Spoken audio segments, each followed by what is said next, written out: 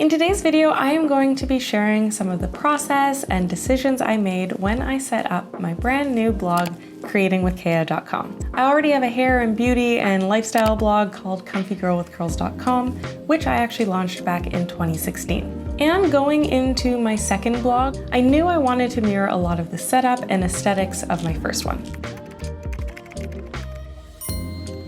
So first, why am I launching a brand new blog when TikTok and Instagram and all these social media forms seem to have a greater return on investment? Well, I already discussed whether or not blogging was dead in this video here, but the quick notes of it is this.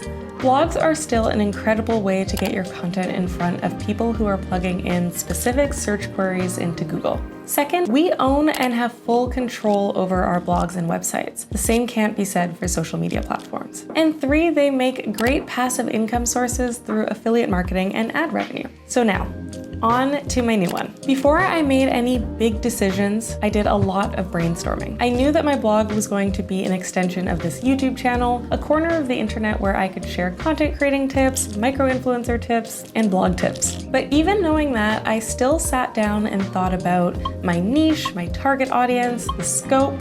Was it going to be scalable? If I were to be locked into one name, would it be able to grow with me for the long term? I didn't want to make the same mistake that I made when launching Comfy Girl with Curls, where I feel like I locked myself into a name that couldn't grow with me and all of the types of content I wanted to create. But because I had already considered all of that when launching this YouTube channel, I decided to stick with the same name, Creating with Kea.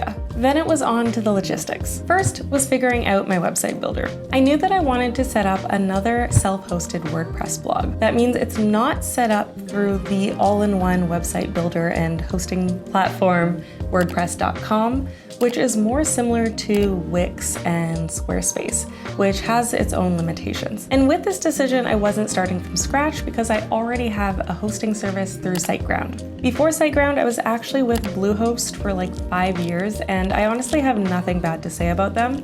In fact, their customer service helped me out way more times than I can count. The only reason I moved on was that I feel as though I had outgrown them, and I need something a little faster as I continue to grow. So my next step was to buy my domain. These usually run on average between $9 to $20 a year. You can actually purchase a domain through tons of websites, even domains.google.com, but for the sake of simplicity, I bought mine directly through SiteGrounds, my hosting service. And purchasing a domain is something that you can actually do through most hosting providers. Most hosting services also have a very easy WordPress website setup function. I know that for both Bluehost and SiteGround, it was just a matter of clicking a couple buttons and saying next, next, next, and plugging in information where applicable. One logistic to keep an eye out for though when you are setting up your website is to make sure you have an SSL certificate. You want to enforce HTTPS in your URL over just the HTTP. If you go to your website and it doesn't have that little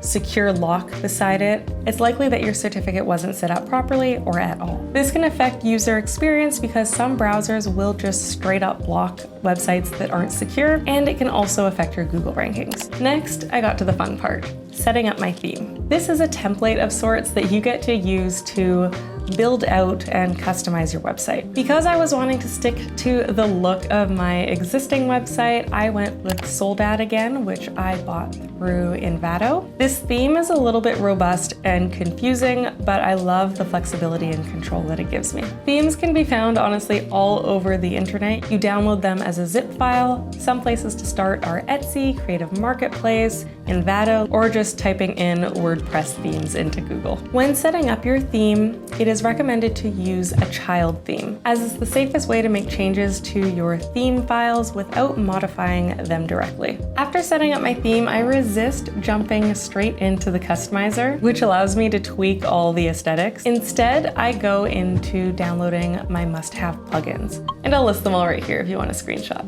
Then I set up my widgets and my sidebar, so that way when I actually go to customize, I can see what I'm modifying. And next, it's on to customization. When I was a kid, I used to be obsessed with playing Sims, and the making of the sim, the customizing the aesthetic was my favorite part.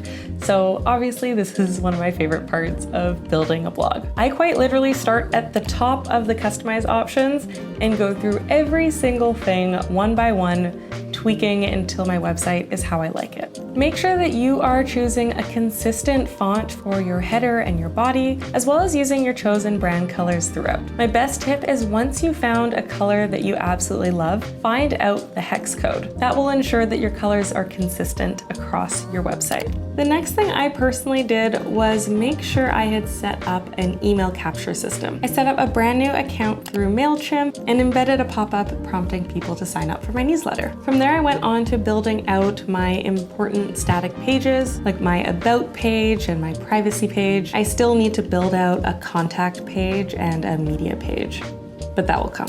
And after all that, there is only one real thing left to do, and that is write blog posts. I'll admit that this is another thing that I wasn't really doing from scratch.